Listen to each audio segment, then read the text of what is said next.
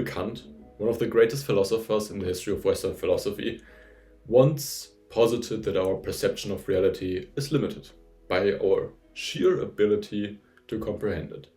And it makes sense, because this point is especially true when we consider our understanding of the world around us.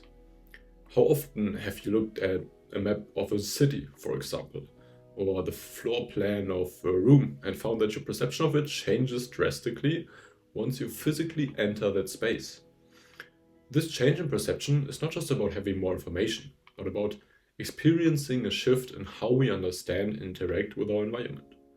Our understanding of reality is, to a large extent, shaped by our biology, which comes from the inherent limitations of the human mind. The city plan, for example, is a perfect example, because once you've actually visited a city and went through the narrow streets and looked at the people and the houses, the next time you, I don't know, for example, I'm in Lisbon right now, next time you cross the bridge into the city, you know what to expect. The first time you go there, you just have a picture based on hearsay, for example, or you looked at it on Google Maps or Street View or whatever. But it's not everything that's there to grasp for you and to experience fully. And I'm under the impression if you live the whole life in that city, you won't probably have the essence of it fully captured, because we are so limited in our thinking and in our perception. It's incredible actually to think about it. And also then there are these biases, where I've also talked a lot about in recent videos. You can find them up here, I will link them.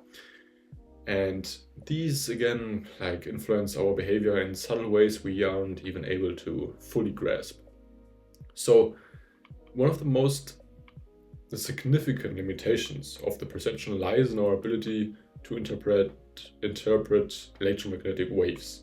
So we perceive only the colors reflected by objects around us, which represents a minuscule fraction of everything that is there. I think it's like 1/10 trillionth of all electromagnetic waves we can basically see.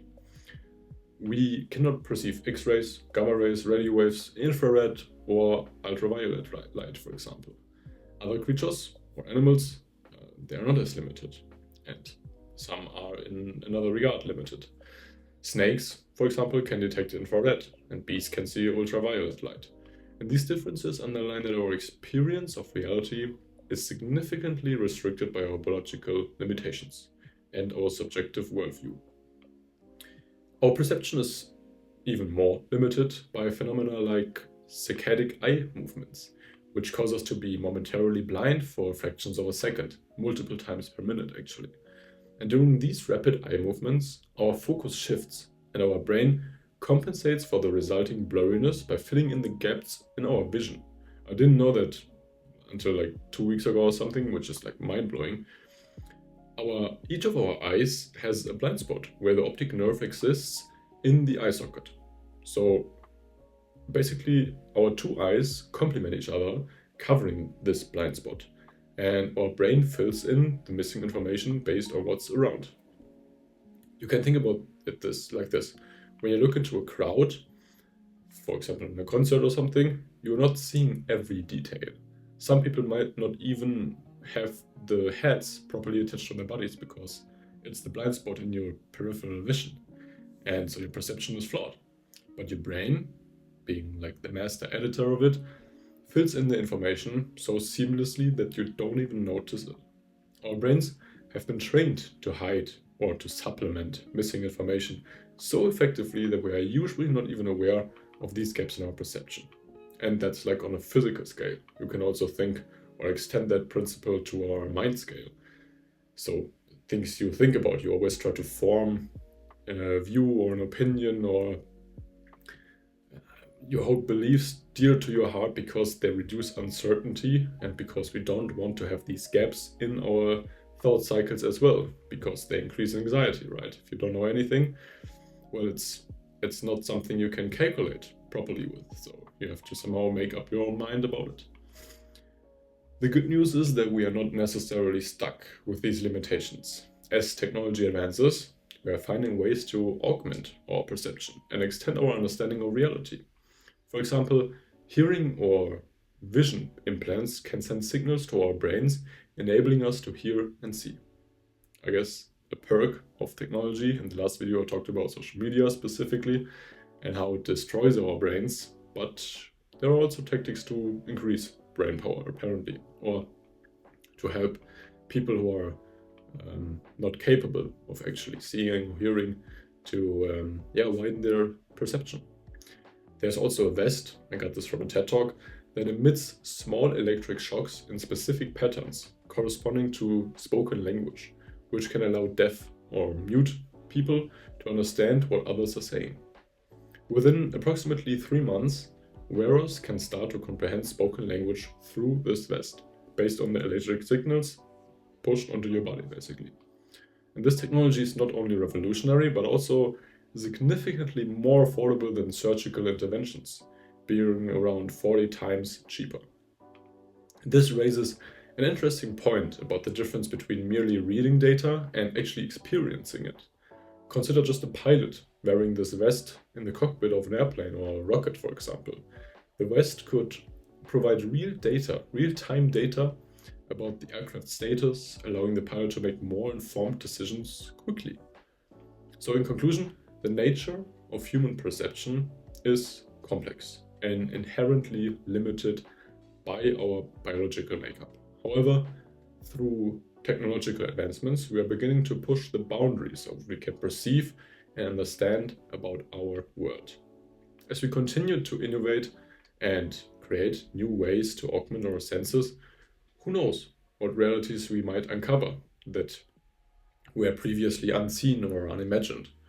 The future of human perception is as exciting and as mysterious as it is also strange and probably very conflicting with our nature in general. If Elon Musk is starting to implement brain chips, you have to make a choice. Do you want to be left behind? Do you want also a supercomputer in your head and not in your pocket anymore? We already have these advancements that make life easier and in some cases worse, in very subtle ways as well. So it's this crossroad where we really have to think about the moral outcomes of how we act in the moment and in this time period, because we are incredibly interesting time period here at the moment. A lot of stuff going on and technology is advancing rapidly. We can't even say what's in the next 2 months going to be released, you know. So yeah, as we continue to understand more about our biology and how our brains interpret data, we can potentially expand our perception beyond its current limitations. And in the words of Immanuel Kant, our perception of reality might have been limited, but through the lens of technology, we are finding ways to redraw the maps of our understanding, to see our world in ways we never thought possible. And this doesn't just broaden our perception, it fundamentally changes it, offering us new ways to interact with it and to understand our environment. Moreover, imagine the implications this could have for our understanding of the universe. If we can use technology to expand our perception beyond the visible spectrum, what might we discover about the cosmos? As we continue to push the boundaries of our perceptual limitations, we will undoubtedly uncover new layers of reality that will challenge our understanding of the world and ourselves. In the end, reality is like looking at a map. We can see the overall layout and get a sense of where things are, but until we immerse ourselves within it, or in this case, expand our biological capabilities, we cannot fully grasp its complexity and beauty. And with the help of technology, we are taking that first step into a broader, more vibrant reality. Possibly vibrant. As we step into this, brave new world of augmented perception, it's crucial to remember that this is not just about enhancing our individual senses, but also about fostering a greater understanding and empathy towards the diverse sensory experience of our world and of the animals living here. After all, we are part of nature. We are nature, and it's a multifaceted reality. So we should be able to experience it fully, I think, and not in like an augmented VR headset way, you know, you're walking around and you can see everything in detail, that's cool and stuff. But maybe you're still interacting with it and being actually like outside is probably more beneficial to our mood in general. Or what do you think? Let me know in the comments. I'm really curious what you think about this. We are at the fascinating crossroad where biology, technology, and philosophy intersect, offering us never seen before opportunities to explore and expand our knowledge of the world. The question is no longer just about what we currently perceive, but what we could potentially perceive. And the possibilities are as infinite as our imagination. And we continue to explore these new frontiers. We may find that our perception of reality, much like a map, is always evolving, leading us to new territories of understanding. And maybe we are living in a simulation. Who knows? Maybe Elon Musk was right all along, and this is just rendered. The scenery, when I take a step outside, it just renders over the hill. And then, everything else is just like being created simultaneously. So we don't really know. We have no way of grasping that concept with our earthly senses. So let us just embrace these advancements and look forward to a future where we break free from these chains and truly see the world as vast as it is. It can have many complications. I'm not doubting that at all, but I think human innovation and our curiosity to find new things has always led us in advancements, I could say. Like, there have been bad advancements and there have been experiments, and for those people, not everything turned out fine. I'm totally aware of it. But a society or a culture where nothing is being pushed and new discoveries are not being made is basically a zero-sum culture. There's nothing there, that's worth actually keeping up. So we should always strive for some more knowledge. And Immanuel Kant said it perfectly. All our knowledge begins with the senses, proceeds then to the understanding, and ends with reason. There's nothing higher than reason and truth. So thank you so much for watching. I hope you enjoyed this shorter video. Let me know in the comments what you think about this topic, and also get my free ebook down below. It's also available by joining the community I'm currently building for Gen Z, for navigating this life. And I would just greatly appreciate if every one of you could join. It's an amazing community and trying to foster this knowledge, this type of knowledge. So let me know what you think, and I'll see you next time.